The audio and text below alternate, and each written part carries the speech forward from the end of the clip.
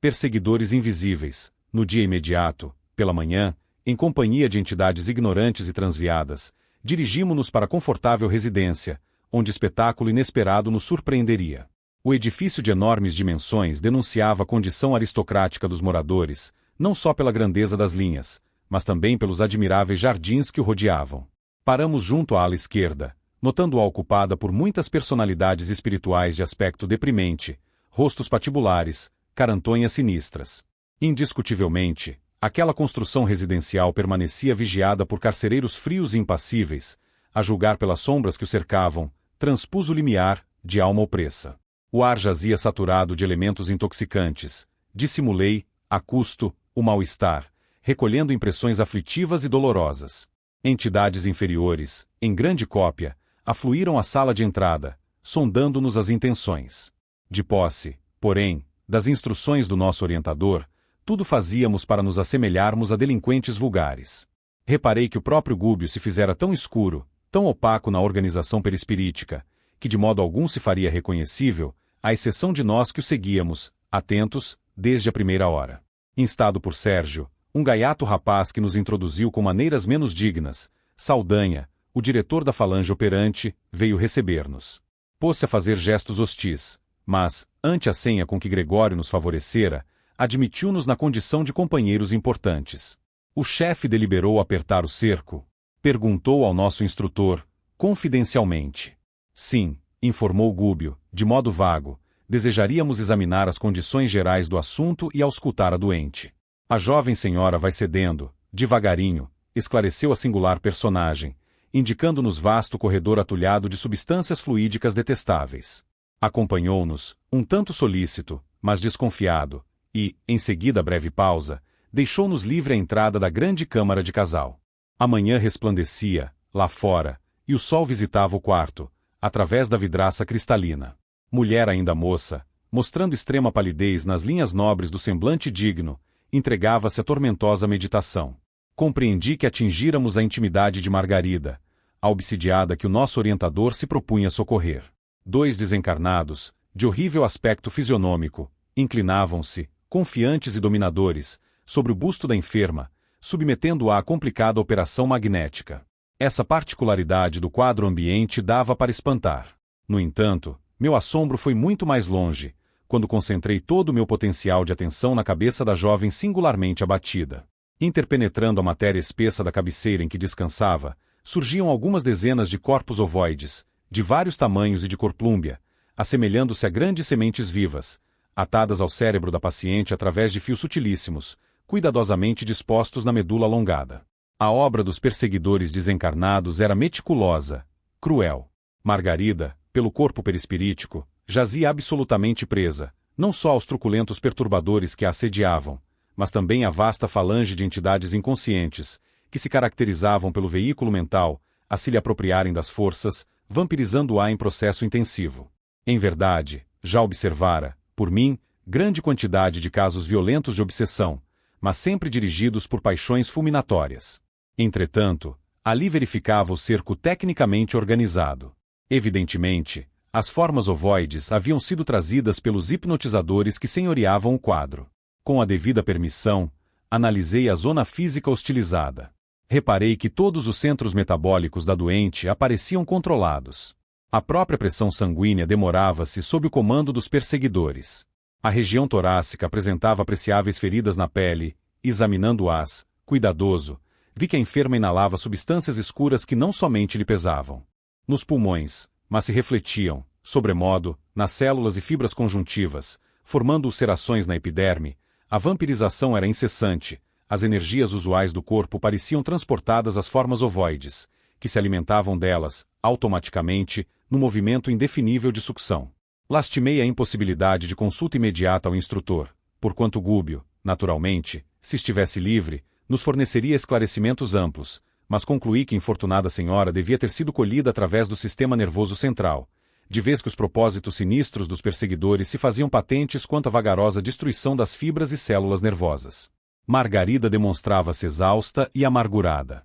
Dominadas as vias do equilíbrio no cerebelo e envolvidos os nervos ópticos pela influência dos hipnotizadores, Seus olhos espantados davam ideia dos fenômenos alucinatórios que lhe acometiam a mente, deixando perceber o baixo teor das visões e audições interiores a que se via submetida. Interrompi, no entanto, as observações acuradas, a fim de verificar a atitude psicológica do nosso orientador, que se arriscara à aventura para socorrer aquela senhora doente a quem amava por filha muito querida ao coração. Esforçava-se Gúbio por não trair a imensa piedade que o senhoreava, diante da enferma conduzida para a morte. Dentro de minha condição de humanidade, reconheci que, se a doente me fosse assim tão cara, não teria vacilado um momento. Movimentaria passes de libertação, ao longo do bulbo, retirar-lhe-ia aquela carga pesada e inútil de mentes enfermiças, e, em seguida, lutaria contra os perseguidores, um a um.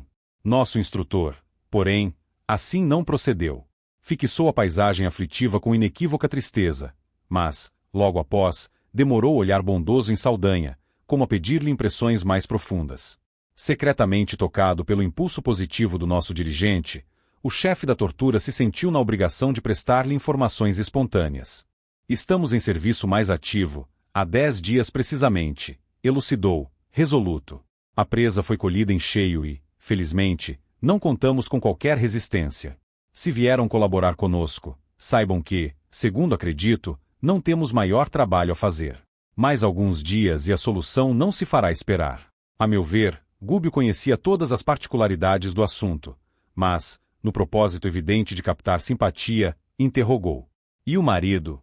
Ora, esclareceu Saldanha com escarninho sorriso, o infeliz não tem a menor noção de vida moral. Não é mau homem. Todavia, no casamento foi apenas transferido de gozador da vida a homem sério.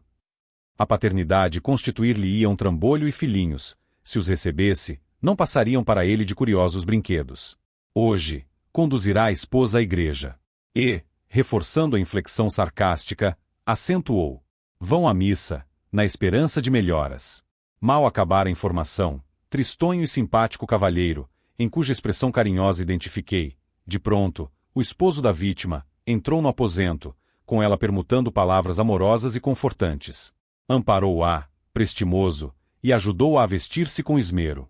Decorridos alguns minutos, notei, apalermado, que os cônjuges, acompanhados por extensa súcia de perseguidores, tomavam um táxi na direção de um templo católico.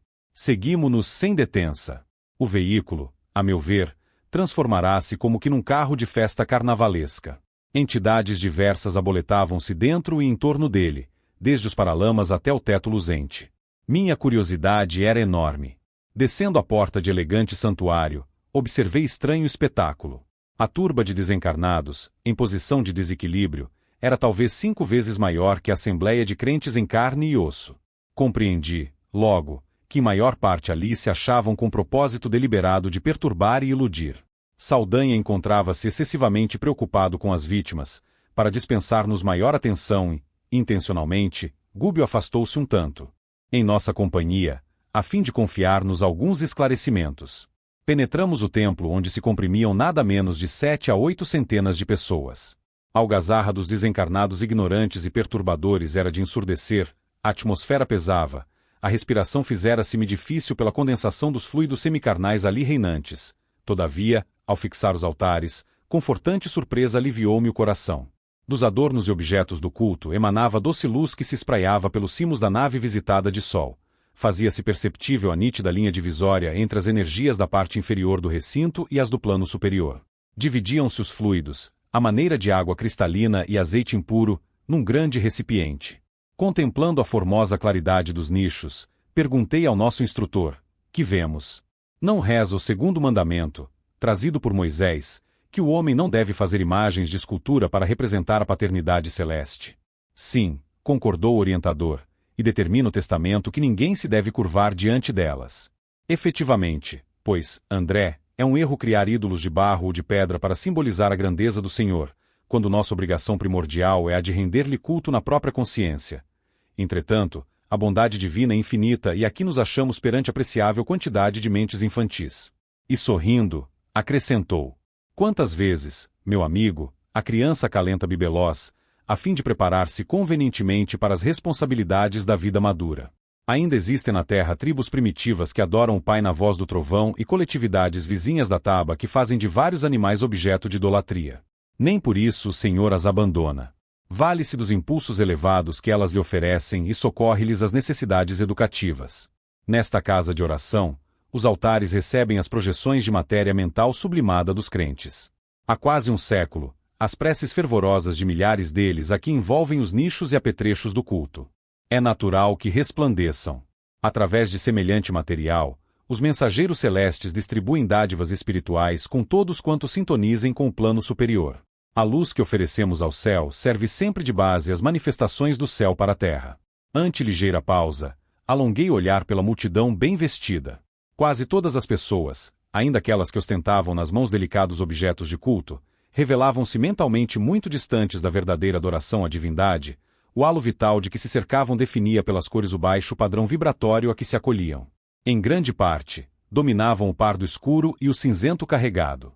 Em algumas, os raios rubro-negros denunciavam cólera vingativa que, a nossos olhos, não conseguiriam disfarçar. Entidades desencarnadas, em deplorável situação, espalhavam-se em todos os recantos, nas mesmas características. Reconheci que os crentes elegantes, ainda mesmo que desejassem orar com sinceridade, precisariam despender imenso esforço. A liturgia anunciou o início da cerimônia, mas, com grande assombro para mim, o sacerdote e os acólitos, não obstante se dirigirem para o campo de luz do altar-mor, envergando soberba vestimenta, jaziam em sombras, sucedendo o mesmo aos assistentes. Entretanto, procedendo de mais alto, 3 entidades de sublime posição hierárquica se fizeram visíveis à Santa Mesa, com o evidente propósito de ali semearem os benefícios divinos. Magnetizaram as águas expostas, saturando-as de princípios salutares e vitalizantes, como acontece nas sessões de espiritismo cristão, e, em seguida, passaram a fluidificar as hóstias, transmitindo-lhes energias sagradas à fina contextura. Admirado, voltei a observar a plateia religiosa, mas os irmãos ignorantes que operavam no templo, sem corpo físico, tanto quanto ocorria aos encarnados, nem de longe registravam a presença dos nobres emissários espirituais que agiam em nome do infinito bem, reparei, através do halo de muita gente. Que determinado número de frequentadores se esforçava por melhorar a atitude mental na oração. Reflexos arroxeados, tendendo a vacilante brilho, apareciam aqui e acolá. Contudo, os malfeitores desencarnados propositadamente se postavam ao pé dos que se candidatavam à fé renovadora e reverente, buscando conturbá-los. Não longe, fixei a atenção numa senhora que acompanhava o sacerdote com manifesto desejo de receber a bênção celestial. Os olhos úmidos e os tênues raios de luz, que se lhe projetavam da mente, diziam da sincera aspiração à vida superior que, naquele instante, lhe banhava o pensamento devoto. Entretanto, 2 transviados da esfera inferior, percebendo-lhe a esperança construtiva, tentavam anular-lhe a atenção e, segundo o que me foi permitido verificar, lhe sugeriam reminiscências de baixo teor, inutilizando-lhe a tentativa. Voltei-me para o orientador, que prestimosamente explicou. A história de gênios satânicos, atacando os devotos de variados matizes, é, no fundo, absolutamente verdadeira. As inteligências pervertidas, incapazes de receber as vantagens celestes, transformam-se em instrumentos passivos das inteligências rebeladas, que se interessam pela ignorância das massas, com lastimável menosprezo pela espiritualidade superior que nos governa os destinos. A aquisição de fé, por isto mesmo, demanda trabalho individual dos mais persistentes. A confiança no bem e o entusiasmo de viver que a luz religiosa nos infunde modificam-nos a tonalidade vibratória. Lucramos infinitamente com a imersão das forças interiores no sublimado idealismo da crença santificante, a que nos afeiçoamos. Todavia, o serviço real que nos cabe não se resume só a palavras. A profissão de fé não é tudo. A experiência da alma no corpo denso destina-se, de maneira fundamental, ao aprimoramento do indivíduo. É nos atritos da marcha que o ser se desenvolve, se apura e ilumina.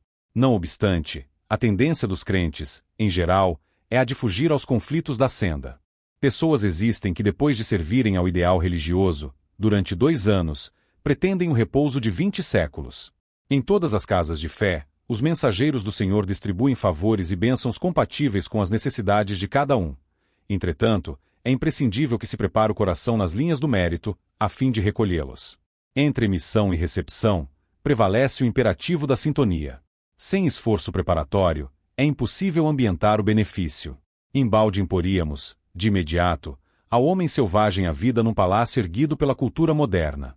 Aos acordes de nossa música, preferiria ele os ruídos da ventania, e um cabaz de flechas lhe pareceria mais valioso que um dos nossos mais perfeitos parques industriais. Portanto, para que alguém se coloque a caminho das eminências sociais, é indispensável seja educado, de boa vontade, aceitando as sugestões de melhoria e serviço. Gúbio espraiou o olhar através da multidão que presenciava a cerimônia, aparentemente contrita, e acentuou: em verdade, a missa é um ato religioso tão venerável quanto qualquer outro em que os corações procuram identificar-se com a proteção divina. No entanto, raros são aqueles que trazem até aqui o espírito efetivamente inclinado à assimilação do auxílio celestial. E para a formação de semelhante clima interior, cada crente, além do serviço de purificação dos sentimentos, necessitará também combater a influência dispersiva e perturbadora que procede dos companheiros desencarnados que lhe buscam arrefecer o fervor. Continuou Gúbio a prestar-nos valiosos esclarecimentos alusivos à solenidade, enquanto a missa se encaminhava para a fase final. As vozes do coro como que projetavam vibrações harmoniosas e lúcidas ao longo da nave radiosa, e vi, num deslumbramento, que muitos espíritos sublimes penetraram o recinto, de semblante glorificado, rumando para o altar, onde o celebrante elevava o cálice. Depois de abençoar a sagrada partícula, intensa luminosidade fluía do sacrário, envolvendo todo o material do culto. Mas, surpreendido, reparei que o sacerdote, ao erguer a oferta sublime, apagou a luz que revestia com os raios cinzento escuros que ele próprio expedia em todas as direções. Logo após, quando se preparou a distribuir o alimento eucarístico entre os 11 comungantes que se prosternavam, humildes, à mesa adornada de alvo linho, notei que as hóstias, no prateado recipiente que as custodiava, eram autênticas flores de farinha, coroadas de doce esplendor. Irradiavam luz com tanta força que o magnetismo obscuro das mãos do ministro não conseguia inutilizá-las. Todavia, à frente da boca que se dispunha a receber o pão simbólico, enegreciam como por encanto. Somente uma senhora, ainda jovem, cuja contrição era irrepreensível, recolheu a flor divina com a pureza desejável. Vi a hóstia, qual foco de fluidos luminescentes, atravessar a faringe, alojando-se-lhe a claridade em pleno coração. Intrigado, procurei ouvir o instrutor que, muito ponderado, elucidou sem delonga: aprendeste a lição? O celebrante, apesar de consagrado para o culto, é ateu e gozador dos sentidos, sem esforço interior de sublimação própria. A mente dele paira longe do altar. Acha-se sumamente interessado em terminar a cerimônia com brevidade, de modo a não perder uma alegre excursão em perspectiva. Quanto aos que compartilharam a mesa da Eucaristia, cheios de sentimentos rasteiros e sombrios, eles mesmos se incumbem de anular as dádivas celestes, antes que lhes tragam benefícios imerecidos. Temos aqui grande quantidade de crentes titulares, mas muito poucos amigos do Cristo e servidores do bem. O ité, missa este dispersou os fiéis que, ao fim da reunião, mais se assemelhavam a barulhento bando de passarinhos de bela plumagem. Absorto em fundas reflexões, ante o que me fora dado observar, acompanhei o nosso orientador e Elói, para junto da enferma e do esposo, que se retiraram, de regresso ao lar, cercados pelo mesmo séquito de entidades infelizes, sem a menor alteração.